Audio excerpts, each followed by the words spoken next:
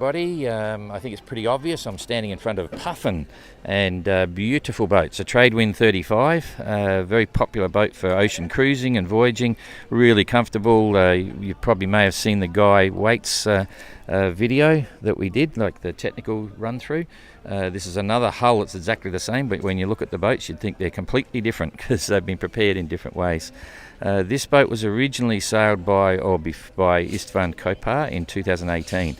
Now, another boring alert. This could be boring if you're not into the technical aspects of a boat, because that's what this one's about. So it was sailed by Istvan Kopar. He bought the boat about 3 years before the race, and it had been sitting up in Canada for about 10-15 years, I think. It's been sailed out from England. They were built in England, and he bought it pretty cheap and then rebuilt it. It was a massive effort. He had lots of little issues during the race, but he was fourth finisher.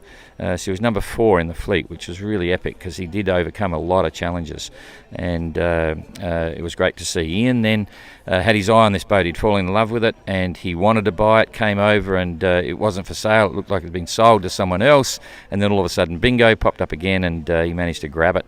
And since then, he's completely rebuilt it. You got no idea. I mean, everything's new. Basically, new rig, new furling gears, a lot of new deck gear, took out a lot of stuff in the cockpit area and so on, which I'll show you now. But it's I got to say, this boat is super solid. It's taking on the attitude that it can put up and sort of survive anything at all, and he's done a great job. So this is probably, in my opinion, one of the best rigs you can have. Tradewind 35s were allowed to have a bowsprit to a certain length. He's got that, really well built, and then 2 furling gears on the outer. So you've got like a number 1 and a number 2 together, and as I've said many times, that's fantastic for the Southern Ocean. You don't have to run spinnakers. It's very efficient, even power broad reaching or anything, working those systems. So that's cool. And then he's got his staysail on a furler as well. No single wire there, so if he's running a storm jib, then he'd have to think about how to do that.